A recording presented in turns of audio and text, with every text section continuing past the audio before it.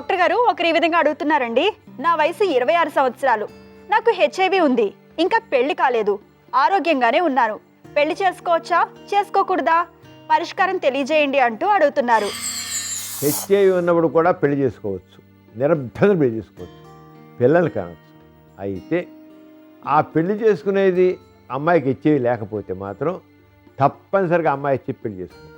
ఎవరైనా సరే హెచ్ఐవి ఉన్నవాడు పెళ్లి చేసుకుంటే రెండో వాళ్ళకి నాకు హెచ్ఐవి ఉంది, నీకు ఇష్టమేనా, నీకు సమ్మతమేనా అని అడిగి వాళ్ళు ఓకే అంటేనే పెళ్లి చేసుకోవాలి. కానీ చెప్పకుండా దాచి పెళ్లి చేసుకుంటే అది పెద్ద నేరం. అది గుర్తించండి, నేరమే.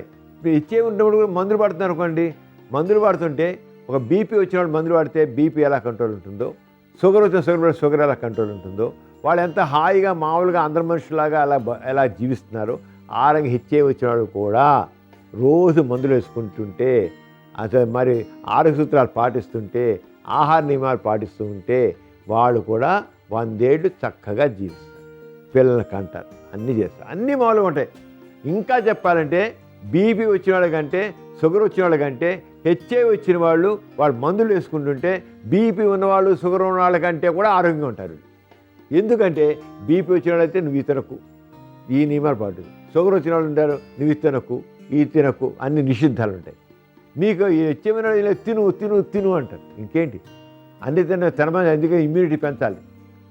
వాళ్ళకైనా షుగర్ ఉంటే వాళ్ళకైనా బీపీలు ఉంటే వేరే విషయం, కానీ ఏం లేకపోతే అన్ని తినమే తింటుంటే వాళ్ళు చక్కగా ఉంటారు, అయితే చాలా ఆరోగ్యంగా ఉంటారు. పెళ్ళి మాత్రం చేసుకోవచ్చు, కానీ రెండోవాడు చెప్పి చేయాలి. రెండోవాడు చెప్పి ఏం చేయాలంటే వాళ్ళతో అవసరం ఉంటే కన్ను మీద కలవాలి, లేకపోతే వాళ్ళకి ప్రీ ఎక్స్పోజర్ ప్రొఫిలాక్సిస్ అన్నాం. వీళ్ళు మందులు వాడుతుంటే వాళ్ళు కూడా మందులు వాడుతారు, హెచ్ఐవి మందులు. వాళ్ళు హెచ్ఐవి మందులు వాడుకుని వాళ్ళు కూడా కలుపుకొని మామూలుగా పాల్గొవచ్చు. ఆఫ్రికాలో జరిగిన స్టడీ ప్రకారం అయితే మాత్రం అసలు కన్నం కూడా లేకుండా పాల్గొవచ్చు.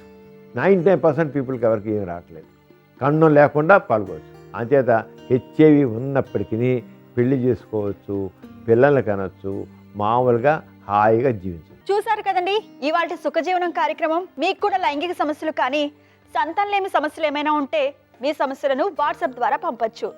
8008532087 అనే నెంబర్కి వాట్సాప్ చేయండి.